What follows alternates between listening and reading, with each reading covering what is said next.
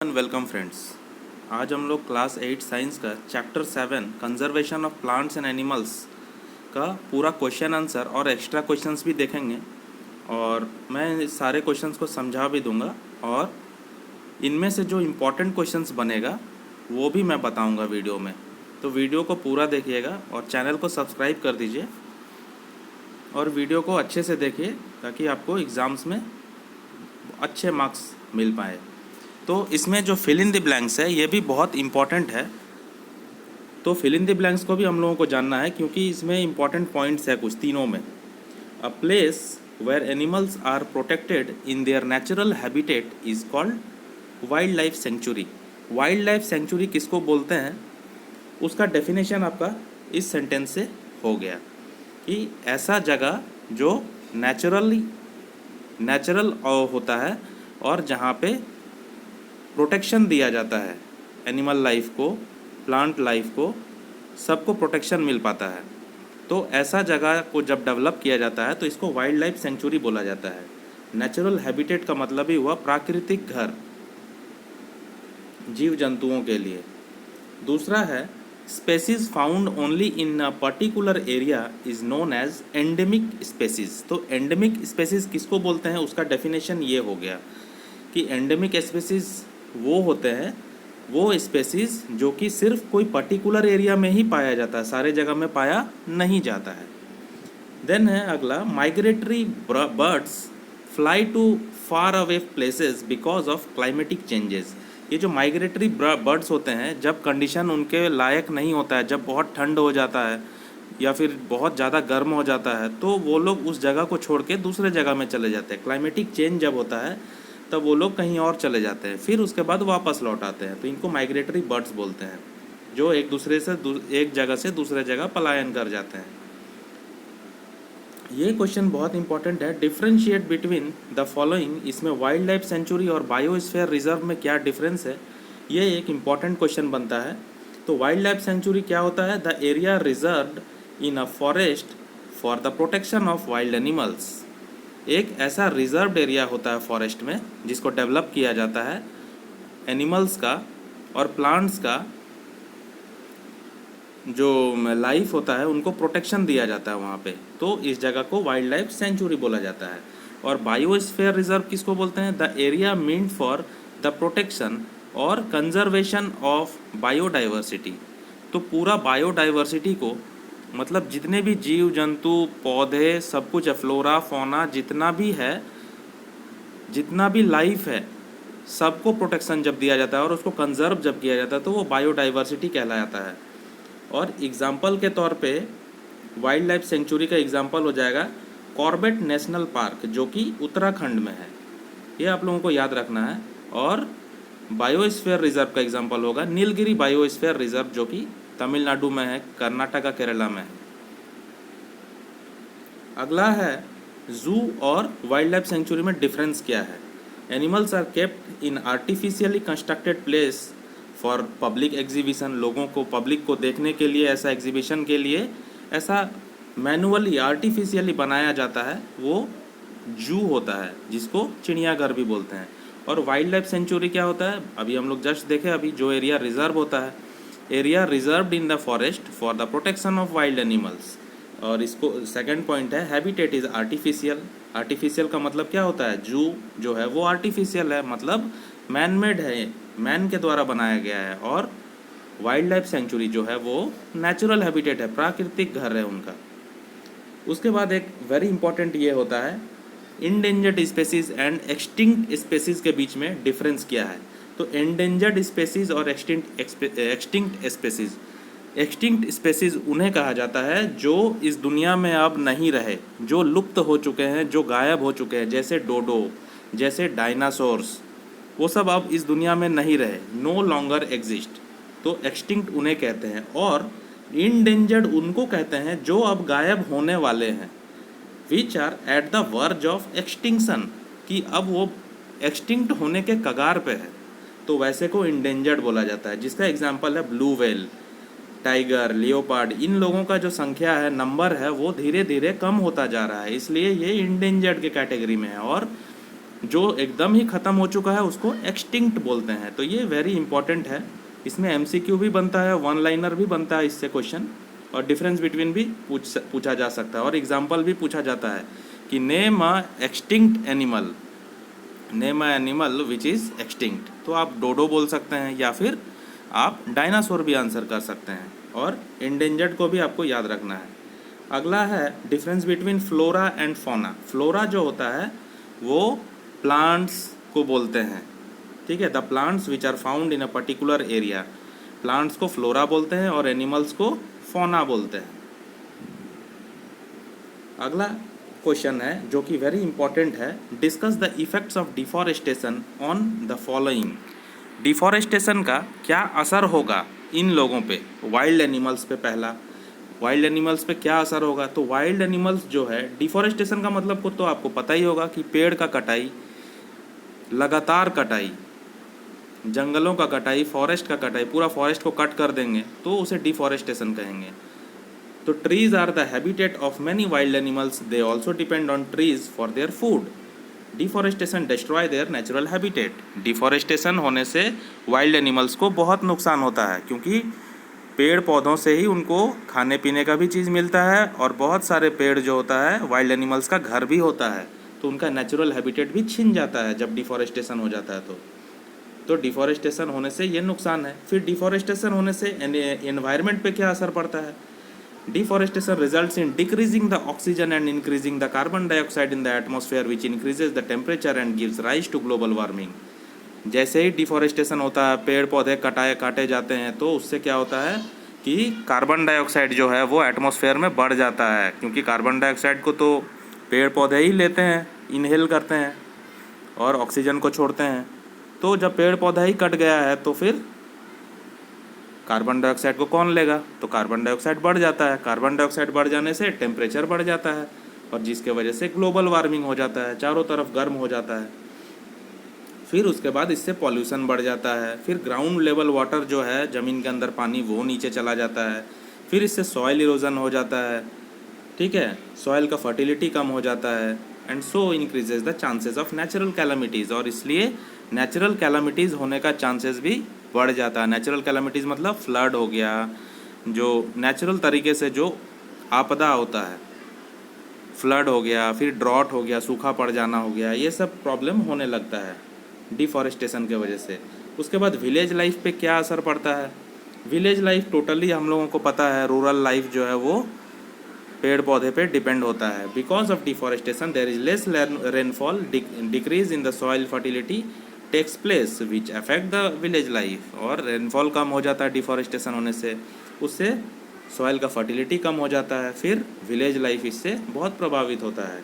उसके बाद सिटी में क्या होता है, डिफॉरेस्टेशन होने से सिटी में ग्लोबल वार्मिंग बढ़ जाता है, गर्मी बढ़ जाता है, और लेवल ऑफ पॉल्यूशन भी बढ़ जाता है। उसके बाद अर्थ को क्या नुकसान होता है, अर्थ को भी वैसे ही deforestation disturbs the lives LIVES on the earth, it decreases the fertility of the soil, जैसा हम लोग अभी पढ़े, and also changes the nature and properties of the soil. All this results in desertification, ये सब होने से डेजर्टिफिकेशन होने का चांस बढ़ जाता है। डेजर्टिफिकेशन मतलब डेजर्ट बनने जैसा हो जाता है, सूखा पड़ जाता है। It leads to global warming which disturbs the earth's atmosphere, underground water level is affected severely. तो ये सबसे ग्लोबल वार्मिंग भी हो जाता है। फिर उसके बाद ग्राउंड लेवल वाटर जो है वो भी नीचे चला जाता है।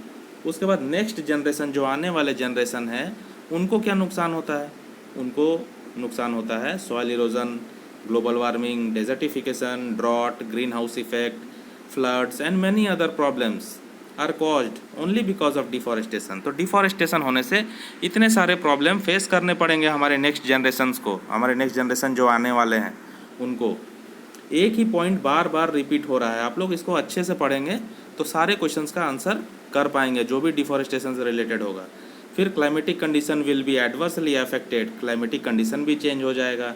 There will be scarcity of food and clean environment, scarcity मतलब कमी, तब हम लोगों को फूड का कमी हो सकता है, क्लीन इन्वायरमेंट का कमी हो सकता है। Next generation won't be able to see most of the animal species due to habitat loss.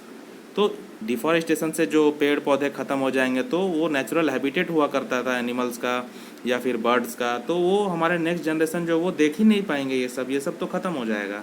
They will face problems at every step. उसके बाद एक क्वेश्चन है, इसको भी ध्यान में रखा जाना चाहिए, what will happen if we go on cutting trees. वही बात हुआ कि अगर हम लोग कटिंग ट्री करते जाएंगे, ट्री को कट करते जाएंगे, मतलब डिफॉरेस्टेशन करते जाएंगे, तो क्या होगा। तो ये क्वेश्चन इंपॉर्टेंट है। तो ये हम लोग जस्ट अभी पढ़े ही पिछले क्वेश्चन में, जैसे टेम्परेचर बढ़ जाएगा, चांसेस ऑफ नेचुरल कैलामिटीज़ जो है वो बढ़ जाएगा, वाटर साइकिल जो है वो डिस्टर्ब हो जाएगा क्योंकि ग्राउंड लेवल वाटर नीचे चला जाएगा, many animal will lost their habitat. ये तो इंपॉर्टेंट है, ये तो जानना ही लिखना ही पड़ेगा आपको। फिर स्कार्सिटी ऑफ रेनफॉल हो जाएगा, बरसात का कमी हो जाएगा, बारिश नहीं होगा। फिर ग्लोबल वार्मिंग हो जाएगा। तो ये सारे पॉइंट्स आपको याद रखना है और इसको आप एक्सप्लेन भी कर सकते चाहे तो 1-2 लाइन में। उसके बाद अगला पॉइंट है, if the habitat of an animal is disturbed, तो क्या होगा। कोई एनिमल का जो अगर घर को डिस्टर्ब कर दोगे आप तो क्या होगा। Animal will lose their natural habitat, obviously वो लोग अपना घर को खो देंगे। एंड विल बी इंडेंजर्ड, और वो लोग इंडेंजर्ड हो जाएंगे। इंडेंजर्ड का मतलब वो लोग लुप्त होने के कगार पे आ जाएंगे, क्योंकि उनका घर को आप तोड़ फोड़ कर दोगे तो वो लोग जिएंगे कैसे। धीरे धीरे वो लोग गायब हो जाएंगे, ख़त्म हो जाएंगे, वो लोग बचेंगे ही नहीं। अगला पॉइंट है, the animals will have to move from one place to another in search of food and shelter, और फूड और शेल्टर के लिए, घर के लिए वो लोग एक जगह से दूसरे जगह मूव करते रहेंगे, भटकते रहेंगे। अगला है, if the top layer of the soil is removed, अगर top layer of the soil का जो ऊपरी भाग है उसको अगर रिमूव कर दिया जाए, वो रिमूव हो जाए तो क्या होगा। Removal of top layer of soil exposes the lower level of soil which is hard and Rocky in nature. अगर ऊपर का लेयर हट जाएगा सॉइल का, मिट्टी का, तो नीचे का लेयर ऊपर आ जाएगा, और नीचे का लेयर जो है वो है हार्ड, वो है रॉकी, पथरीला होता है वो नेचर में। एंड आर लेस फर्टाइल, वो लेस फर्टाइल होता है। This process will turn it barren and infertile, और ये प्रोसेस अगर ऐसा चलता रहा तो वो ज़मीन जो है वो बंजर हो जाएगा, इनफर्टाइल हो जाएगा, मतलब उस पर क्रॉप प्रोडक्शन नहीं हो पाएगा कुछ भी। Water holding capacity of the soil decreases, और सॉइल का जो पानी को होल्ड करके रखने का जो क्षमता होता है, जो शक्ति होता है, वो भी खो जाएगा, क्योंकि ऊपर का मिट्टी तो जा चुका है, नीचे तो पथरीला मिट्टी है, उसमें पानी होल्ड होगा ही नहीं। इसके कारण पूरा जो क्रॉप प्रोडक्शन का जो सिस्टम है, पूरा जो फार्मिंग है, एग्रीकल्चर है, वो पूरा डिस्टर्ब हो जाएगा अगर top layer of the soil को रिमूव हो जाता है तो। उसके बाद आंसर इन ब्रीफ है, why should we conserve biodiversity, हम लोग को बायोडाइवर्सिटी को कंजर्व क्यों करना चाहिए। The variety of various life such as plants, animals and microorganisms in the area are called biodiversity. वही एनिमल्स, प्लांट्स, माइक्रो ऑर्गेनिज्म, जितने भी जीव जंतु हैं, सबको टोटल मिला करके ही बायोडाइवर्सिटी बनाया जाता है, बनता है। Both plant and animals have natural dependence on each other for their survival. दोनों ही प्लांट और एनिमल जो है एक दूसरे पे डिपेंडेंट रहते हैं, एक दूसरे के लिए, जीने के लिए, सर्वाइवल के लिए। So destruction of one will automatically destroy the other, अगर आप एक को डिस्टर्ब करोगे तो ऑटोमेटिकली दोनों डिस्टर्ब हो जाएगा, प्लांट और animal. And it will also disturb the food chain, और इससे फूड चेन भी डिस्टर्ब हो जाएगा। Hence biodiversity has to be conserved in order to maintain nature's balance and to save the ecosystem. तो इसीलिए बायोडाइवर्सिटी को बचाना ज़रूरी है, नेचर के बैलेंस को और इकोसिस्टम को बचाने के लिए। अगला जो पॉइंट है, अगला जो क्वेश्चन है वो इम्पॉर्टेंट है, वेरी इंपॉर्टेंट है। Protected forest are also not completely safe for wild animals. Why, जो प्रोटेक्टेड फॉरेस्ट होता है वो भी वाइल्ड एनिमल्स के लिए सेफ नहीं है। क्यों, ये क्वेश्चन इंपॉर्टेंट है। People living near to the forest depends on forest for many purposes and their own needs. जितने भी लोग उसके आसपास, फॉरेस्ट के आसपास रहते हैं, वो लोग फॉरेस्ट पे ही फुल्ली डिपेंडेंट होते हैं। आप लोग देखे होंगे गांव में कि वो लोग सब कुछ फॉरेस्ट से ही पाते हैं, लकड़ी लेकर के आएंगे, फूड लेकर के आएंगे, वो लोग हंटिंग करते हैं। So the forest are not fully safe for wild animal, इसलिए अब फॉरेस्ट भी फुल्ली सेफ नहीं है वाइल्ड एनिमल्स के लिए। They kill animals for their personal benefits, वो लोग एनिमल्स को किल करते हैं, हंट करते हैं अपने बेनिफिट के लिए, अपने लाइफ के लिए, तो इससे नुकसान होता है। Some tribals depend on the jungle, how, उसी तरह से ट्राइबल्स जो आदिवासी लोग होते हैं जो जंगलों में ही रहते हैं, वो लोग तो जंगल में ही डिपेंड करेंगे ना। तो वही इसका आंसर भी वही है, tribals generally lives in the jungles और nearer to jungles. They depend on forest resources to fulfil their daily needs. They get food, fodder and other resources for their livelihood. अपने जीवन जीने के लिए उन लोगों को सारा जो चीज़ है वो फॉरेस्ट से ही मिलता है। What are the causes and consequences of deforestation, ये वेरी वेरी इंपॉर्टेंट क्वेश्चन है ये, और बहुत ही इंटरेस्टिंग क्वेश्चन है, इसको आपको याद रखना है हमेशा के लिए। What are the causes and consequences, causes का मतलब कारण क्या है, और कॉन्सिक्वेंसेज का मतलब रिजल्ट क्या है। हम लोग जस्ट थोड़ी देर पहले हम लोग डिफॉरेस्टेशन का रिजल्ट तो हम लोग पढ़ लिए हैं, क्या असर होता है, लेकिन डिफॉरेस्टेशन होता क्यों है वो कॉजेज़ हम लोगों को देखना है अभी। कॉजेज ऑफ डिफॉरेस्टेशन, क्या कारण है डिफॉरेस्टेशन का। Forest areas are cleared to get land for various purposes like factories, buildings, ETC etcetera. Forest land को जो है, फॉरेस्ट एरिया को हम लोग क्लियर करते जा रहे हैं ताकि हम लोगों को ज़मीन मिल पाए और उस ज़मीन पे हम लोग फैक्ट्री बना पाएँ, बिल्डिंग्स बना पाएँ, कंस्ट्रक्शंस कर पाएँ, स्कूल्स कॉलेजेस बना पाएँ, है ना। तो इस वजह से हम लोग डिफॉरेस्टेशन करते जा रहे हैं। डिफॉरेस्टेशन क्यों करते हैं ना, डिफॉरेस्टेशन हम लोग इस तरह का कंस्ट्रक्शन करते हैं, लैंड ज़मीन पाने के लिए करते हैं, फैक्ट्रीज़ बनाने के लिए करते हैं। उसके बाद फॉर एग्रीकल्चरल एक्टिविटीज़ के लिए भी करते हैं। हम लोगों को एग्रीकल्चरल एक्टिविटीज़, खेत चाहिए होता है, तो हम लोग क्या करेंगे, हम लोग जंगल को क्लियर करते हैं, मतलब डिफॉरेस्टेशन करते हैं। देन फॉरेस्ट फायर्स, ड्रॉट्स, ये सब भी है जिसके कारण डिफॉरेस्टेशन ऑटोमेटिक हो जाता है। जंगलों में अगर आग लग जाएगा तो सारे पेड़ पौधे मर जाएंगे, जल जाएंगे, सूखा पड़ जाएगा। ड्रॉट होना मतलब सूखा पड़ जाना एकदम, तो भी सारे पेड़ पौधे मर जाएंगे, तो भी डिफॉरेस्टेशन हो गया। उसके कारण ये नेचुरली हुआ।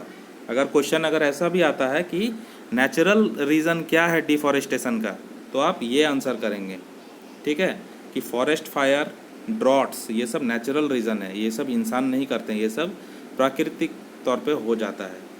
उसके बाद for woods to prepare furnitures, furniture बनाने के लिए हम लोगों को लकड़ियाँ चाहिए होता है, तो वो लकड़ियाँ भी हम लोग जंगल से ही लेते हैं, पेड़ को कट करके। तो डिफॉरेस्टेशन होने का इतना सारा कारण हम लोग देख लिए, जो कि बहुत इजी है, बस आपको याद रखना है थोड़ा सा। कॉन्सिक्वेंसेज ऑफ डिफॉरेस्टेशन, ये हम लोग अभी डिस्क्राइब करके पढ़ चुके हैं। अब शॉर्ट में हम लोग पॉइंट वाइज देखेंगे। आप चाहें तो इसको एग्ज़ाम में एक्सप्लेन भी कर सकते हैं अगर ज़्यादा मार्क्स का आया तो। सॉइल इरोजन आपको रखना है, फ्लड्स होता है, डिफॉरेस्टेशन होने से सॉइल इरोजन होता है, सॉइल एक जगह से दूसरे जगह उड़ करके बह करके चला जाता है, और अगर फॉरेस्ट रहता है तो सॉइल को पकड़ करके रखता है वो। फ्लड हो जाता है, बाढ़ आता है, ड्रॉट्स होता है, सूखा पड़ जाता है, ग्लोबल वार्मिंग, बहुत गर्मी बढ़ जाता है चारों तरफ, फिर लॉस ऑफ बायोडाइवर्सिटी हो जाता है, स्कार्सिटी ऑफ रेनफॉल हो जाता है, मतलब बारिश में कमी हो जाता है। तो ये सारे पॉइंट्स आपको याद रखना है और पॉइंट वाइज ही एग्ज़ाम में लिखना है। अगर एक्सप्लेन करना हो तो अच्छे से आप लिखेंगे तो मार्क्स आपको अच्छा मिलेगा। इसके बाद मोस्ट इंपॉर्टेंट क्वेश्चन है what is red data book. इसको आपको याद रखना है, एग्जाम्स में आ चुका है काफ़ी बार। Red data book is a source book which keeps records of all endangered plants and animals in a systematic manner.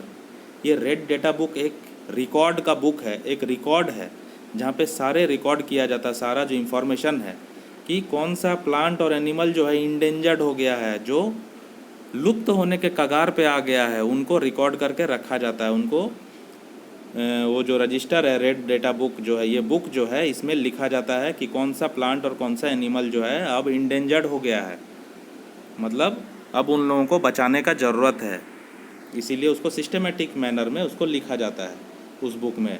अगला इम्पॉर्टेंट क्वेश्चन है what do you understand by the term migration. Migration का मतलब क्या होता है। Migration का Hindi meaning ही है पलायन करना, एक जगह से दूसरे जगह भाग जाना। Migration means the movement of a species from its own habitat to some other places during a certain period in a year for breeding और to get some favourable climatic condition. Migration जो होता है ये मतलब होता है कि कोई स्पेशल स्पेसीज़ या तो बर्ड्स का हो या तो फिर एनिमल्स का हो, वो अपने नेचुरल हैबिटेट से, अपने घर से वो लोग भाग करके दूसरे जगह पे चले जाते हैं। और जाने का कारण जो होता है वो दो होता है, या तो ब्रीडिंग करने के लिए मतलब बच्चों को जन्म देने के लिए, या फिर फेवरेबल कंडीशन पाने के लिए। क्लाइमेटिक कंडीशन जब ख़राब हो जाता है यहाँ पे एक उसके घर पे, तो वो दूसरे जगह पे जाके अपना घर बनाते हैं कुछ महीनों के लिए, फिर उसके बाद वापस चले जाते हैं। ये साल में एक बार या 2 बार हो जाता है, तो माइग्रेशन इसको बोलते हैं। अगला क्वेश्चन है, in order to meet the ever increasing demand in factories and for shelter, trees are being continually cut. Is it justified to cut trees for such projects? Discuss. कि हमारे ज़रूरतों के लिए, फैक्ट्रीज़ के लिए, घर बनाने के लिए, सब चीज़ के लिए ट्रीज़ को कट किया जा रहा है, क्या ये सही है? इसको जस्टिफाई करना है, डिस्कस करना है। No, cutting down trees to meet the needs of human population is not justified. ये सही नहीं है। Trees provide home to wide range of animals and microorganisms. They give oxygen and consume carbon dioxide from atmosphere, providing us good quality air. They protect against soil erosion and natural calamities like floods. तो आप लोगों को ये समझ में आ गया होगा, बहुत इजी लैंग्वेज में लिखा हुआ है। They protect the earth from global warming also, greenhouse effects done by human. The cutting of trees and forest will disturb the nature's balance. Trees should not be cut for any project and personal benefit. How can you contribute to the maintenance of green wealth of your locality? Make a list of actions to be taken by you. कैसे हम लोग green wealth को बचा सकते हैं, जैसे पेड़ पौधे को कैसे हम लोग बचा सकते हैं? Planting more trees, stop others to cut trees, watering the plants and protecting, reusing, recycling paper to save trees, creating awareness among people about the usefulness of trees. लोगों के बीच में जागरूकता फैलाना भी ज़रूरी है कि पेड़ों को नहीं काटना है। और अगला क्वेश्चन है जो बहुत इंपॉर्टेंट है, explain how deforestation leads to reduced rainfall. Deforestation के वजह से हम लोग जानते हैं कि बारिश कम हो जाता है, लेकिन कैसे हो जाता है, कब? When deforestation takes place, amount of carbon dioxide increases in the atmosphere which causes global warming. पेड़ों के कटाई होने से कार्बन डाइऑक्साइड बढ़ जाता है एटमॉस्फेयर में, और जिससे ग्लोबल वार्मिंग हो जाता है, चारों तरफ गर्मी बढ़ जाता है। This rise in temperature will affect the water cycle. और ये जो टेम्परेचर बढ़ गया, इससे वाटर साइकिल जो है वो पूरे तरीके से प्रभावित हो जाता है। Disturbance in the water cycle will results in the less rainfall and droughts. और वाटर साइकिल डिस्टर्ब होने के वजह से ही रेनफॉल कम हो जाता है और सूखा पड़ जाता है, ड्रॉट पड़ जाता है। ठीक है, ये क्वेश्चन इंपॉर्टेंट है। Then why should paper be saved. Paper को क्यों बचाया जाना चाहिए? Prepare a list of ways by which you can save paper. If 1 ton of clean white paper is to be produced, 17 full grown trees are cut down. Trees plays a major role in maintaining a balance in nature, so it is essential to save paper in order to protect the trees. Ways to save paper, कैसे हम लोग paper बचा सकते हैं? उसको recycling करके, paper को reuse करके, इकोनॉमिकल यूज़ ऑफ पेपर करके, बचा करके पेपर को यूज़ करना चाहिए। Paper should not be burn, paper को जलाया भी नहीं जाना चाहिए। तो ये चैप्टर यहाँ पे ख़त्म होता है। आई होप कि आपको कोई प्रॉब्लम नहीं होगा। जो भी प्रॉब्लम होगा आप कमेंट सेक्शन में कमेंट करके पूछ सकते हैं। और अगर आपको इसका PDF चाहिए तो आप अपना ईमेल आईडी जो है वो कमेंट बॉक्स में पुट कर सकते हैं। आप कमेंट बॉक्स में अपना कमेंट कर दीजिए अपना ईमेल आईडी, मैं आप लोगों को ये फॉरवर्ड भी कर दूंगा ताकि आप लोगों को हेल्प हो। बस सिर्फ आप लोग चैनल को सब्सक्राइब कर दीजिए एक बार और वीडियो को लाइक कर दीजिए। Thank you and have a nice day.